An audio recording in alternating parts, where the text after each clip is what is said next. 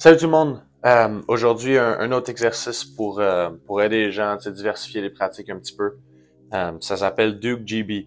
Donc, ça peut être fait avec le box, ça peut être fait avec le field, peu importe ce que vous voulez faire. Il y en a un qui le field va avoir plus d'espace, donc ça peut peut-être être un petit peu différent comment c'est fait, mais ça marche très très bien avec les deux. Donc, on va commencer avec, on peut avoir les lignes soit derrière le filet, ou on peut les avoir sur le côté, peu importe comment ça marche. Mais tu sais, au box, tu vas peut-être les avoir sur le côté. Au field, tu vas les avoir derrière le filet. Mais on va commencer, on va avoir 3 joueurs offensifs qui, eux, je vais remettre les 3 joueurs offensifs qui, eux, ont leurs pieds sur la ligne du crease. Donc, les joueurs offensifs, ça va être nos X. Donc, ces joueurs offensifs vont aller chercher la balle.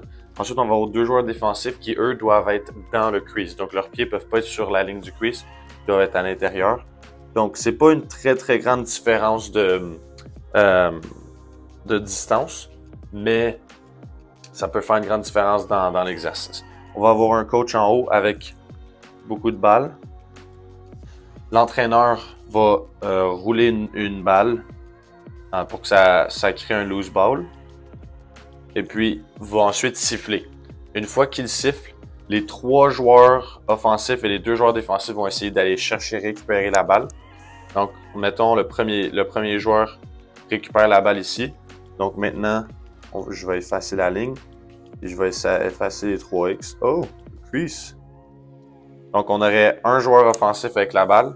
Sûrement un joueur défensif sur lui. Nos 2 autres joueurs offensifs, on va essayer de se déplacer, se créer de l'espace pour créer des lignes de passe. Donc, peut-être que soit un des joueurs offensifs veut peut-être venir vers le bas ici.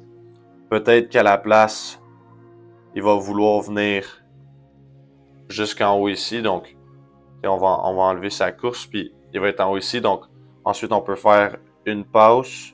On va avoir un autre joueur défensif qui va sûrement lui venir attaquer la balle, essayer de la voler. Et ensuite, on peut peut-être avoir notre 3e joueur offensif ici. Donc, une fois que ce joueur défensif-là, lui, va être rendu sur la balle, et puis qu'on fait une dernière passe ici, c'est un 1 contre 0. Donc, le dernier joueur offensif est tout seul contre le gardien. Donc, lui, il peut avancer et ensuite prendre son tir au filet. Ensuite, 3 nouveaux joueurs offensifs qui rentrent, 2 nouveaux joueurs défensifs, et on fait le même exercice au fur et à mesure. Cet exercice-là peut être fait à 3 contre 2, comme je l'ai présenté. Ça peut être fait en 4 contre 3. Ça peut être fait en 5 contre 4. Si vous voulez vraiment...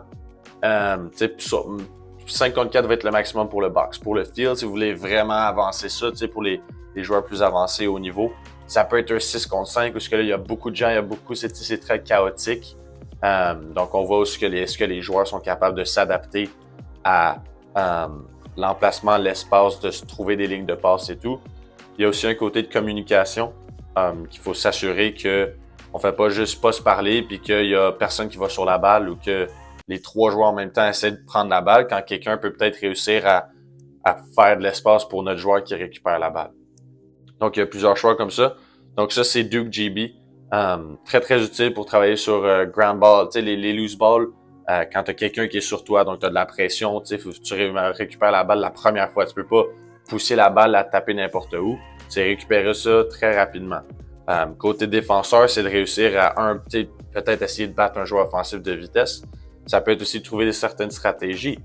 Sur un loose ball, très très bonne stratégie de venir frapper la main d'en arrière, la main qui tient le bout de ton bâton pour aller chercher la balle. Si je suis un joueur défensif, si je peux juste lever cette main-là puis empêcher le joueur offensif de récupérer la balle, il va courir à travers la balle va rester là. Puis moi, en tant que joueur défensif derrière, tout ce que j'ai fait, c'est le suivre, lever sa main avec mon bâton, puis ensuite, je peux récupérer une balle.